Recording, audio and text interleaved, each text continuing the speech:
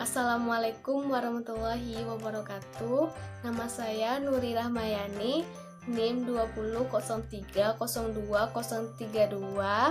Tugas ini saya buat untuk memenuhi nilai ujian tengah semester pengantar manajemen.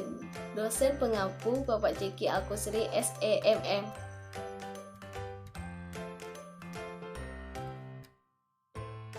Pengertian manajemen yang terdiri dari 4 bagian. Yang pertama adalah proses, di mana manajemen merupakan proses perencanaan, pengorganisasian, pengarahan, dan pengawasan para usaha-usaha anggota organisasi dan penggunaan sumber daya anggota organisasi lainnya agar mencapai tujuan yang telah ditetapkan.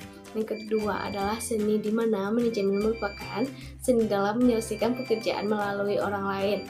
Yang ketiga adalah ilmu, di mana manajemen merupakan bidang pengetahuan yang berusaha secara sistematis untuk memahami mengapa dan bagaimana manusia menghasilkan sesuatu yang bermanfaat bagi kemanusiaan.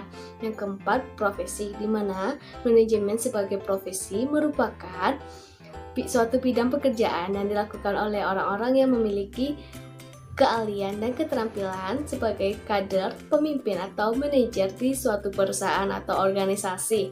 Mengapa manajemen? Manajemen dibutuhkan agar kelompoknya mencapai tujuan secara berdaya guna dan berhasil guna.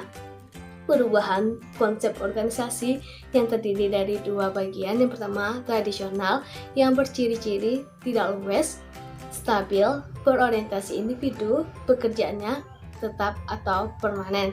Yang kedua adalah modern, di mana yang berciri-ciri luwes, dinamis, bekerja pada tim, pekerjaannya sementara. Kinerja organisasi yang terdiri dari 2 bagian. Yang pertama adalah efisiensi dan yang kedua adalah efektivitas, di mana efisiensi merupakan melakukan hal yang benar atau mendapatkan hasil yang paling banyak dari jumlah input yang paling sedikit. Yang kedua adalah efektivitas, di mana merupakan melakukan hal yang benar atau menyelesaikan kegiatan sehingga mencapai tujuan organisasi.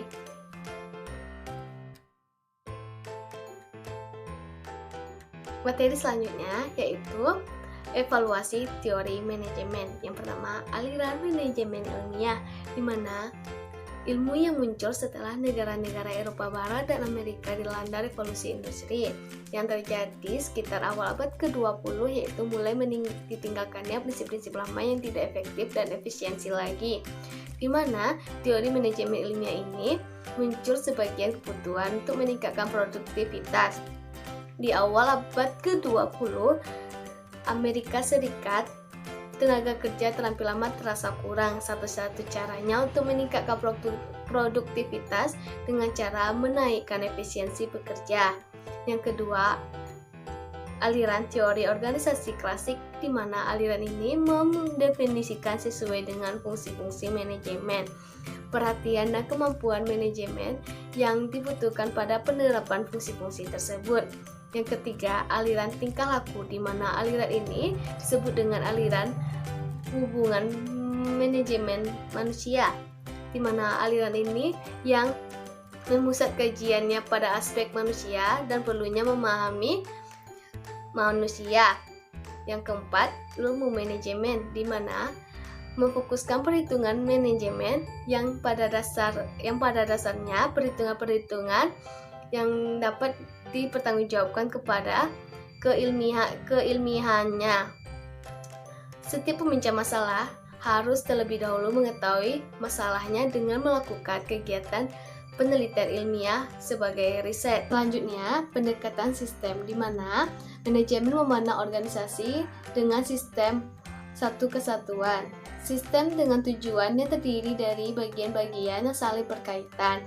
Selanjutnya, pendekatan kontingensi, di mana pendekatan ini disebut dengan pendekatan situasional, yang mana teknik manajemen yang paling baik memberikan kontribusi untuk pencapaian sasaran organisasi mungkin bervariasi dalam situasi ataupun lingkungan yang berbeda.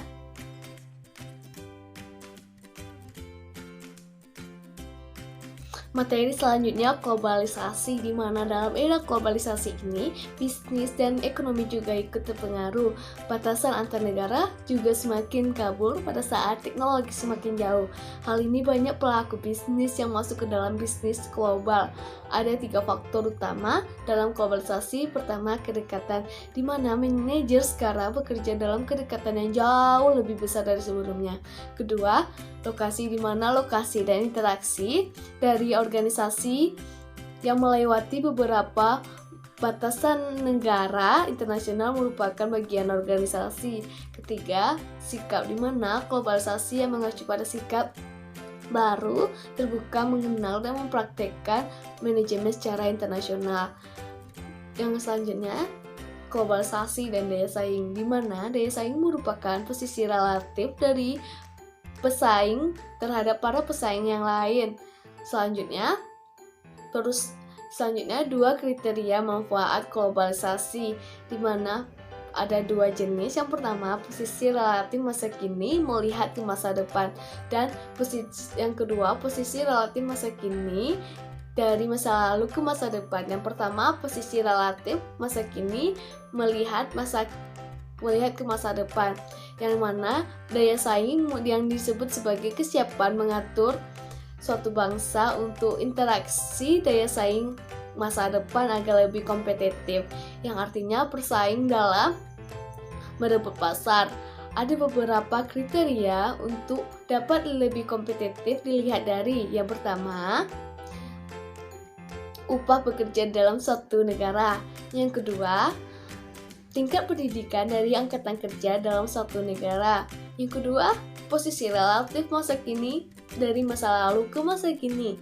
Yang pertama, yang mana daya saing juga digambarkan sebagai prestasi atau lalu agar dapat lebih kompetitif untuk mencapai peringkat yang diinginkan, di mana ada beberapa kriteria yang dapat lebih kompetitif dilihat dari: pertama, bagian dari pasar dunia dalam satu negara. Kedua, standar kehidupan suatu negara. Selanjutnya, perusahaan multinasional atau M&A, di mana perusahaan ini merupakan sebuah perusahaan besar dengan operasi dan divisi yang tersebar di beberapa negara yang dikelola oleh kantor pusat secara sentral. Dalam membuat keputusan investasi, manajer M&A harus menilai 3 faktor. Pertama, ekonomi di suatu negara. Kedua, risiko politik. Ketiga, kecocokan teknologi dengan budaya yang berbeda. Ada 2 investasi di dalam perusahaan multinasional. Yang pertama, investasi portofolio, di mana investasi ini memiliki aset asing yang merupakan sebuah perusahaan yang membeli saham dari beberapa perusahaan yang memiliki aset asing tersebut. Yang kedua, investasi langsung, di mana investasi yang memiliki aset asing dikelola secara langsung. Keluhan M&A terhadap host country. Yang pertama, batasan keuntungan. Kedua, batasan devisa. Ketiga, tidak memenuhi kewajiban perjanjian. Dampak M&A pada negara sendiri, yaitu lebih pengaruh yang merugikan seperti mengalir keluar investasi asing. Yang kedua, terus berkurangnya pendapatan dari ekspor dan melemahnya neraca pembayaran nasional. Ada tahap-tahap dalam memasuki pasar internasional, yaitu pertama, ekspor dan impor. Kedua, lisensi. Ketiga, waralaba. Dan keempat, usaha bersama.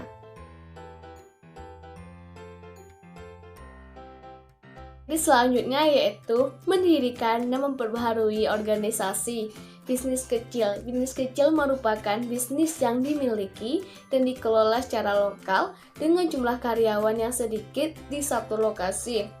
Kewirausahaan merupakan seorang pelopor baru bisnis atau seorang manajer untuk memperbaiki suatu organisasi dengan perubahan produk, yang mana fungsi Kewirausahaan itu merupakan kemampuan untuk mengambil faktor-faktor produksi seperti lahan, modal, dan tenaga kerja.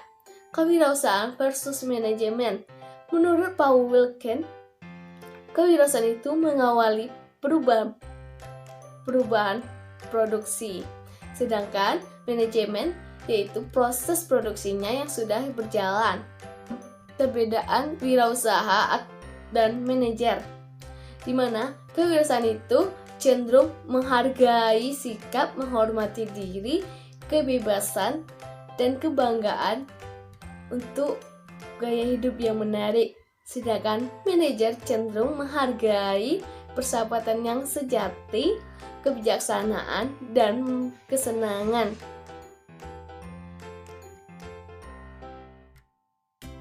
Materi selanjutnya yaitu perencanaan dan manajemen strategi, di mana perencanaan merupakan suatu proses menetapkan sasaran dan tindakan yang perlu untuk mencapai sasaran tersebut. Sedangkan sasaran merupakan suatu tujuan yang dikarakteristikkan dengan suatu perbandingan jangka waktu pendek dan spesifik.